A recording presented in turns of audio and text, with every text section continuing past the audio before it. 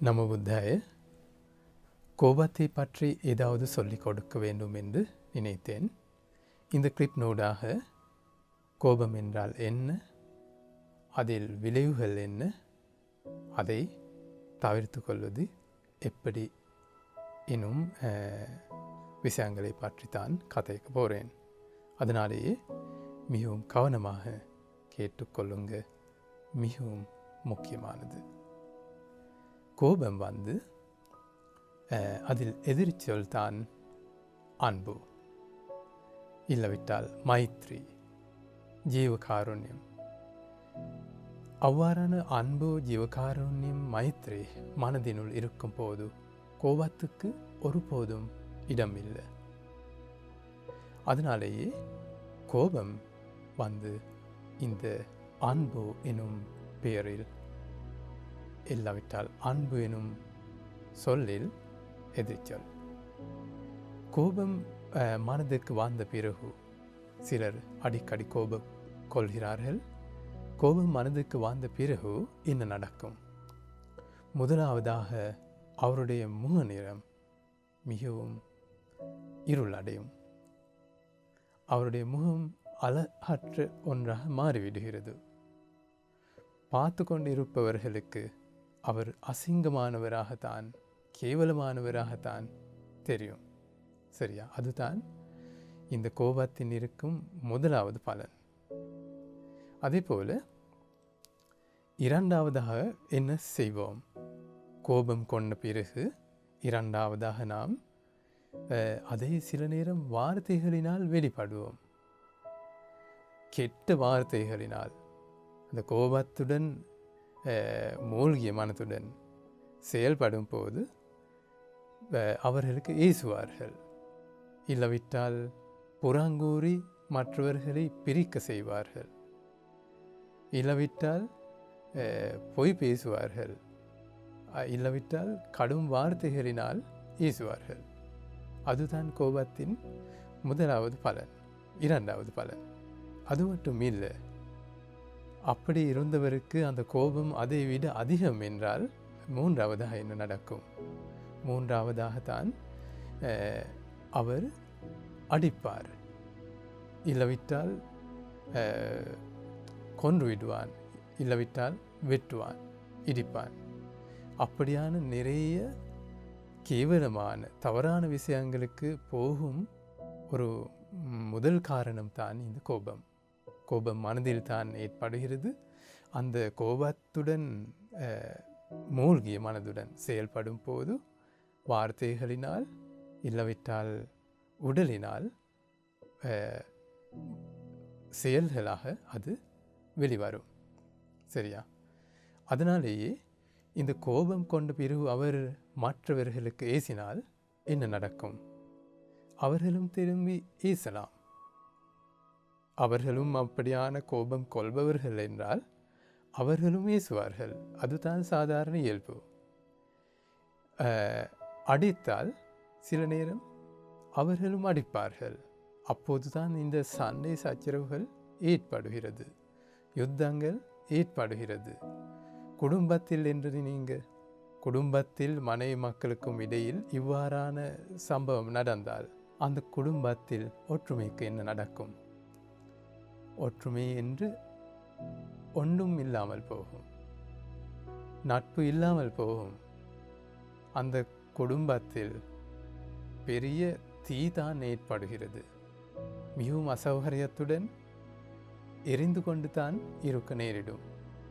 அதனால் இந்த கோபம் சமூகத்துக்கு பெரிய பிரச்சனை. அதனாலேயே நாம் அழிக்க பழக வேண்டும். அழிக்க வேண்டிய ஒரு விஷயம். அது மட்டும் இல்லை, புத்த பகவான் இந்த கோபத்தை பற்றி மொழிந்திருக்கிறார். சுப என்ற ஒரு இளைஞன் புத்த பகவானிடம் பல கேள்வி கேட்டார். சுப கேட்கிறார், புத்த பகவானே, சிலர் இருக்கிறார்கள் அழகற்றவர்கள், அசிங்கமானவர்கள். சிலர் இருக்கிறார்கள் அவர்கள் மிகவும் அழகானவர்கள், ஹேண்ட்ஸம், இல்லவிட்டால் மிகவும் அழகி. அப்படியான இந்த சமுதாயத்தில் இருக்கும் வேறுபாடுகளுக்கு காரணம் என்ன? புத்த பகவான் மொழிந்தார், இவரேனும் ஒருவர் இவ் உலகில் அடிக்கடி கோபம் கொள்வாராயின், ஒரு வார்த்தை கூட தவறும் போது கோபம் கொள்வாராயின், மரணத்துக்கு பிறகு அவர் நரகத்தில் பிறப்பான். அங்கே பிறக்காமல் திரும்பி மனித உலகில் பிறந்தால் என்ன நடக்கும்? அவர் அசிங்கமானவராகத்தான் தெரியும். பாருங்க, இந்த கோபத்தின் விளைவு. அது ஒரு கர்மம். கோபம் கொள்ளும் போது கர்மம் சேர்கிறது எங்களுக்கு. அதனாலே அதை தவிர்த்து கொள்ளுங்க, அதை அழியுங்க, இல்லாமல் செய்யுங்க.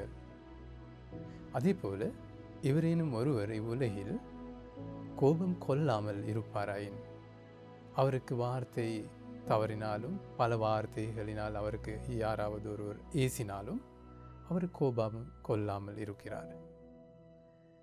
அந்த செயலை அவர் தொடர்ந்து செய்து கொண்டு போன பிறகு மரணத்துக்கு பிறகு திவ்ய உலகில் பிறக்கிறார். திவ்ய உலகில் பிறக்காமல் திரும்பி மனித உலகத்துக்கு வந்து இங்கே பிறந்தால் என்ன நடக்கும்?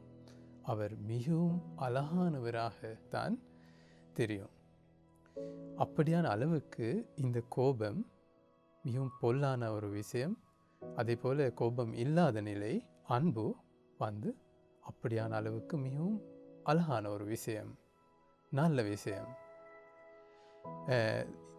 நான் ஒரு கதை பற்றி உங்களுக்கு சொல்ல போகிறேன். இந்த விமானவத்து எனும் புனித நூலில் இருக்கிறது.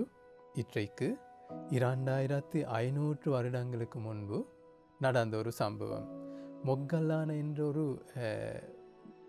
பெரியாற்றல், இல்லாவிட்டால் சித்தாற்றல், சித்தி எனப்படும் அந்த வார்த்தைகளினால் சொல்லும், ஆனால் பாலி மொழியால் சொல்லும் இத்தி பலம் இருந்து ஒரு மகாமுனிவர், கிரேசமற்ற ஒரு முனிவர். அந்த மொக்கல்லான எனும் மகாமுனிவர் அடிக்கடி திவ்ய உலகங்களுக்கு பயணம் செய்தார்.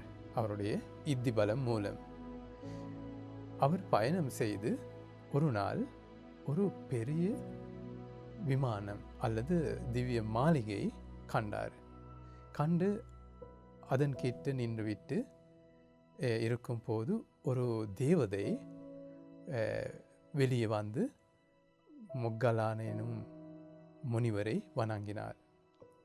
வணங்கிய பிறகு மொக்கல்லான எனும் தேரர் இவ்வாறு கேட்டார், நீங்கள் மிகவும் அழகானவர், உங்களுடைய மாளிகையும் அப்படித்தான், எல்லா சுகபோகங்களும் இங்கே இருக்கிறது.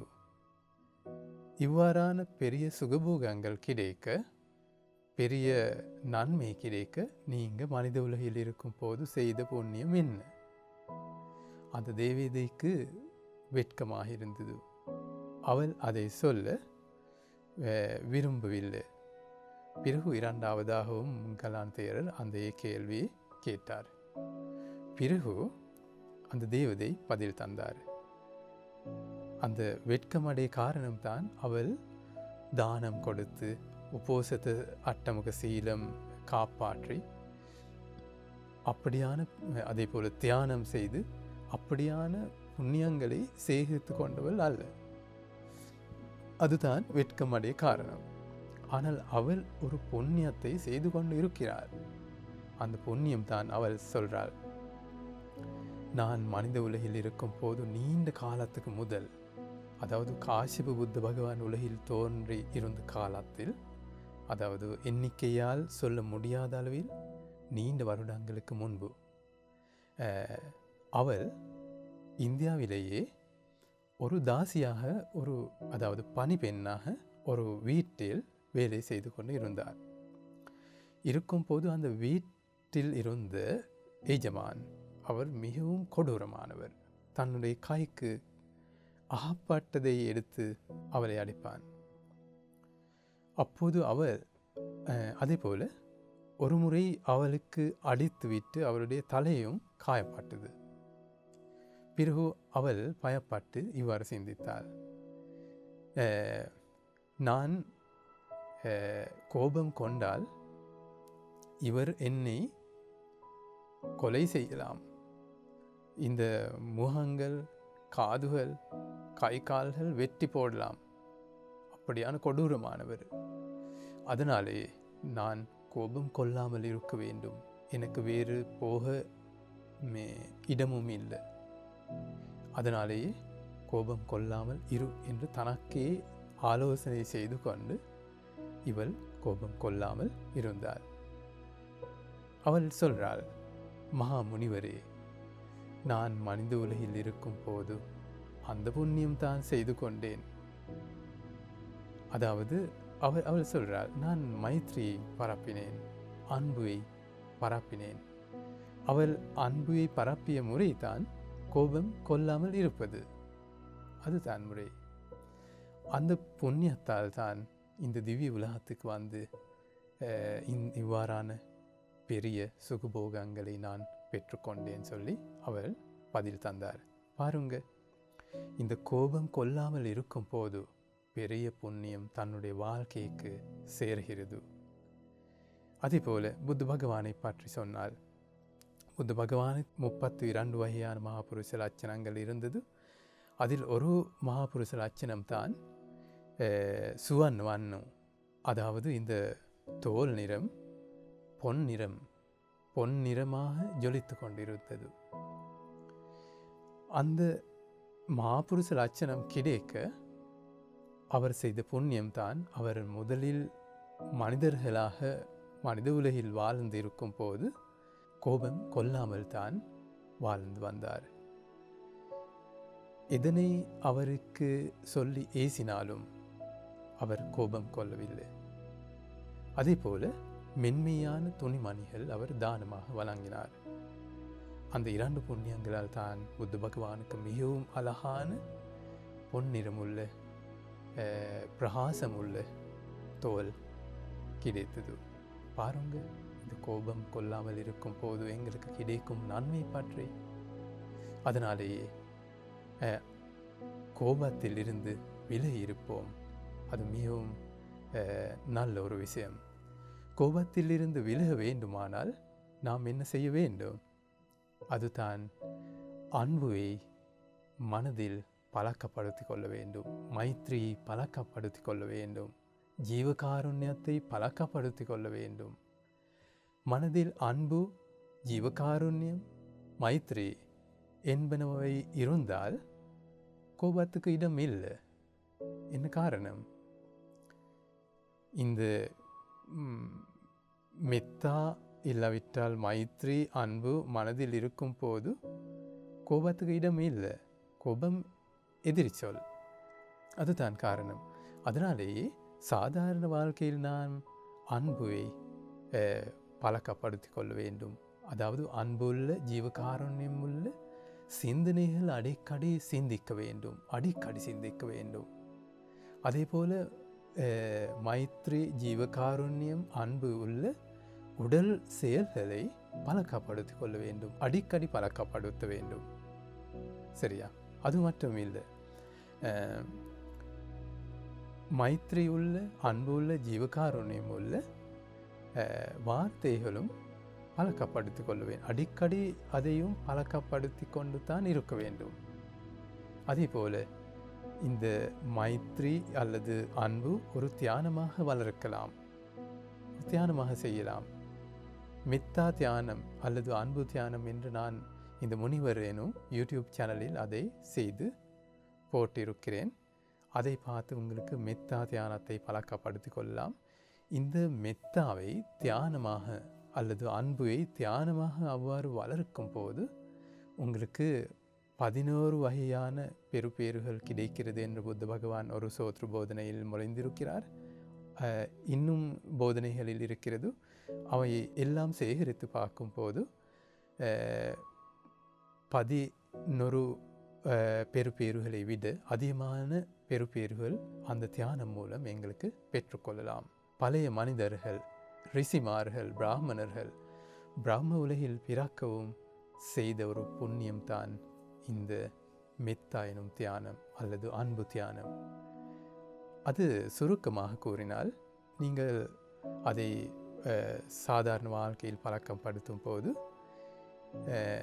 முதலில் நான் பகைமையற்றவராக வேண்டும், கோபமற்றவராக வேண்டும், அதே போல துன்பமற்றவராக வேண்டும், சுகமாக வாழ வேண்டும் என்று தனக்கு இந்த மெத்தாவை பரப்பிக்கொண்டு பிறகு எல்லா உயிரினங்களுக்கும் அதை செய்ய வேண்டும்.